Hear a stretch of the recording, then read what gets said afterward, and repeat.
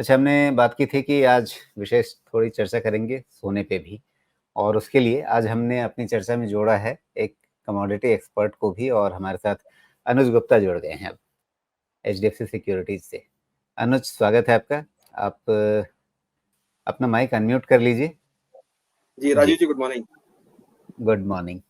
और सोमेश जी हमारे साथ जुड़े हुए हैं पहले से, जिनके साथ हम अपनी चर्चा कर रहे हैं। जी अब सोमेश जी, अनुज गुप्ता नमस्कार। भी। नमस्कार नमस्कार। ठीक है, तो अब आप दोनों विद्वान हमारे सामने हैं। अब आप दोनों समझाएंगे कि सोने में हुआ क्या है। $2600 के ऊपर निकल गया है। पहले अनुज, आप अपना एक पर्सपेक्टिव दीजिए, उसके बाद फिर हम इस चर्चा को आगे बढ़ाते हैं। राजीव जी, मुझे ध्यान है हमने 1-1.5 महीने पहले शो किया था, तो हमने कहा था कि गोल्ड हाई टेस्ट करेगा, तो इसी डायरेक्शन में गोल्ड जाता हुआ दिखाई दिया। और इसमें जो फ्यूल पंप किया वो किया फेडरल रिजर्व ने। इन्होंने 0.50 इंटरेस्ट रेट कट किया, जो कि एक्सपेक्टेशन था 0.25। तो जिन्होंने एग्रेसिव इंटरेस्ट रेट कट किया, और आगे भी उनकी स्टेटमेंट से लग रहा है कि वो आगे भी 5 या 6 बार इंटरेस्ट रेट कट कर सकते हैं। उनका टारगेट है कि 3-3.25% तक इंटरेस्ट रेट को लेके आना। तो उसकी वजह से गोल्ड को अच्छा खासा सपोर्ट मिला, और गोल्ड अब 2600 ऑलमोस्ट $20 के ऊपर ट्रेड करता हुआ दिखा है। तो मोमेंटम जो आया वो एग्जैक्टली डॉलर इंडेक्स की वजह से आया, फेडरल रिजर्व की पॉलिसी की वजह से आया। और हमने देखा कि एक ट्रेंड फॉलो करता हुआ गोल्ड में दिखाई दिया।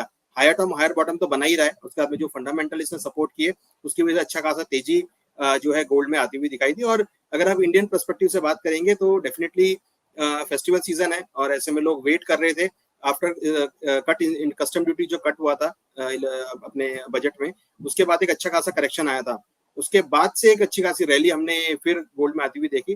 तो जिन लोगों ने गोल्ड नहीं लिया था तो वहां पर उनको एंट्री करने का मौका मिला, और अब आप देखेंगे तो गोल्ड अगेन 74,000 ऑलमोस्ट हाई के आसपास दोबारा आता हुआ दिखाई दिया है। जी बिल्कुल, 74,000 का इस समय हम देखें तो एमसीएक्स में सोने का भाव पहुंच गया है। और सुमेश, ये डिस्कशन हम लोग पहले भी करते रहे हैं कि कैसे जहां पर अब न्यू नॉर्मल एक तरह से हमें सोने को एमसीएक्स वर्सेस डॉलर प्राइस उसके रूप में देखना पड़ेगा। तो आपकी न्यू नॉर्मल के हिसाब से अब 2600 और ये 74,000, इन दोनों का तालमेल कैसा बैठ रहा है?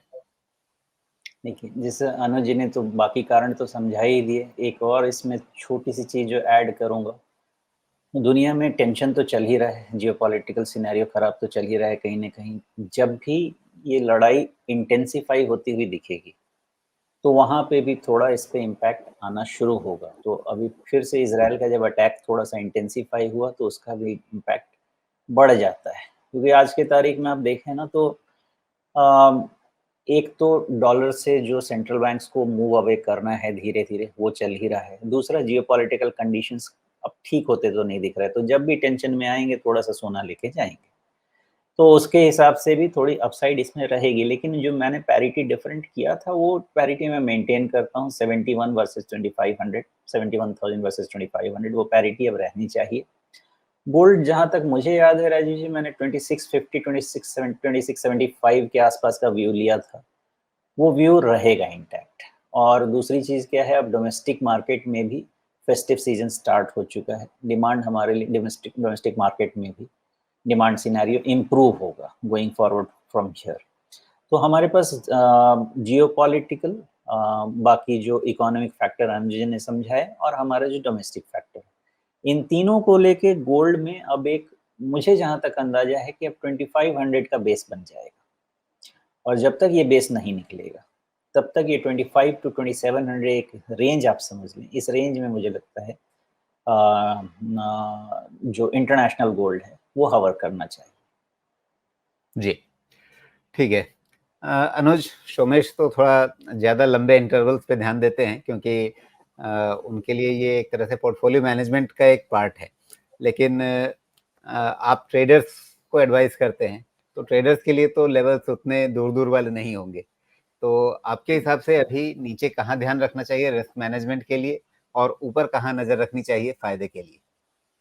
देखिए, अगर आप डॉलर वाइज बात करेंगे तो नीचे में करीबन 2570 ये काफी स्ट्रॉन्ग सपोर्ट है, जहां पर हमने लास्ट टाइम भी देखा था मार्केट में गिरावट आई थी, फिर 2570 से मार्केट वापस रिकवर हुआ। तो 2570 जो कि इंटरनेशनल मार्केट में है। और अगर आप एमसीएक्स की बात करेंगे या डोमेस्टिक मार्केट की बात करेंगे तो करीबन 72,000 के आसपास एक अच्छा सपोर्ट है। मुझे लगता है कि वो सपोर्ट मार्केट मेंटेन करना चाहिए। और अगर हम हायर साइड की बात करें तो इनिशियली मैं 2650 को एक लेवल मानता हूं जो कि थोड़ा साइकोलॉजिकल भी है, और मुझे लगता है कि वहां पर आगे थोड़ा सा एक बार ब्रेक लग सकता है। बट हाँ, जिस तरीके से चाल है मुझे लगता है कि वो भी ब्रेक करता हुआ दिखाई देगा। बट हाँ, 2650 को हमें नजर में रखना चाहिए।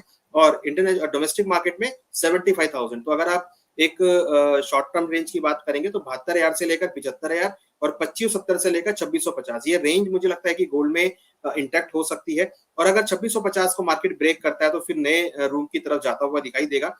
हमने एक गोल्ड में एक साइक्लिकली रेंज चेंज होते हुए देखा है। हमने बिहेवियर गोल्ड का ऐसा देखा है कि वो जब भी अपना एक लो नीचे से छोड़ता तो नया हाई बनाता हुआ चलता। तो आपने देखा था कि पहले इसने करीबन $1600-1700 के आसपास के लोज को मेंटेन किया था। फिर उसके बाद 2000 से लेकर 2200 के आसपास इसने मेंटेन किया। फिर आप देखेंगे तो 2400 से लेकर 2500 के बीच मेंटेन किया। अब ये 2500 से लेकर 2600 के बीच मेंटेन कर रहा है। और अगर ये कुछ दिन 2600 के ऊपर टिक जाता है, कुछ दिन मीन्स ये जो एक्सपायरी आने वाली है इसमें टिक जाता है, और फेस्टिवल सीजन भी अगर ये ऐसे निकाल देता है तो मुझे लगता है कि फिर ये 2700 के ऊपर जाता हुआ दिखाई देगा। रिसेंटली बैंक ऑफ अमेरिका ने भी अपनी रिपोर्ट जारी करी जिसमें उन्होंने बोला कि $3,000 गोल्ड आ सकता है। तो इंटरनेशनल जो रिसर्च फर्म्स है वो भी यहाँ पर इस बात को सपोर्ट कर रही है कि गोल्ड का प्राइस आगे जा सकता है। तो मुझे लगता है कि डोमेस्टिक कारण तो यहाँ पर है ही, साथ में जो इंटरनेशनल कारण है, क्योंकि डॉलर इंडेक्स में और बॉन्ड यील्ड में जो गिरावट आ रही है वो मुझे लगता है कि अभी यहाँ पर और सपोर्ट प्रोवाइड करेगी। और ऐसा लग रहा है कि आने वाली जो फेडरल मीटिंग्स हैं उनमें और आपको इंटरेस्ट रेट कट होते हुए दिखाई देंगे। तो 2570 से लेकर 2650 ये रेंज मुझे लगता है कि ट्रेडर्स को नजर में रखनी चाहिए। जी, अपने यहाँ अब वो सोने का खरीदारी वाला सीजन भी आएगा। अभी तो पितृपक्ष चल रहा है, ये निपटते ही फिर आपके पास वो एक के बाद एक फेस्टिवल्स और साथ में शादी ब्याह का मौसम।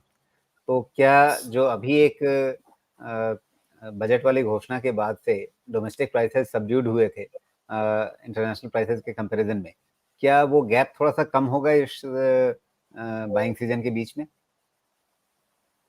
देखिए, गैप अगर आप देखें कि भाई किसी को बाइंग करना है तो मुझे लगता नहीं कि कोई ज्यादा बड़ी गिरावट देखने को मिलेगी। और हम हमेशा कहते भी यही है कि अगर किसी को गोल्ड में इन्वेस्टमेंट करना है तो इट इज अ प्रोसेस। ये ऐसा नहीं है कि आपने शेयर मार्केट में स्टॉक बाई किया और आप उसको एक हफ्ते में निकल गए। तो एक इसको प्रोसेस बना के चलिए। मीन्स इसको आप एक शॉर्ट टर्म ना लेके चले, इसको आप महीने या आप उसको कम से कम 6 महीने 1 साल की व्यू से लेके चले और हर महीने कुछ क्वांटिटी एक्यूमुलेट करते चले। क्योंकि गोल्ड जो है आपको एक लॉन्ग रन में अच्छा रिटर्न देता है। हालांकि हमने पिछले 3-4 दिनों में ही देखा कि काफी अच्छी रैली यहाँ पर आती हुई दिखाई थी। बट हाँ, अगर एक प्रोसेस की तरह इसको लेके चलेंगे कि मीन्स आपको जो लेवल्स मिल रहे हैं वहां पर आप हर लेवल वाइज लेवल अगर खरीदारी करते हैं तो अच्छा ट्रेंड इसमें गोल्ड में आप बना पाते हैं। तो मुझे लगता है कि जिनको शादी ब्याह का वो तो मैंडेटरी है, वो तो लेना ही पड़ेगा, तो वो तो ले सकते हैं।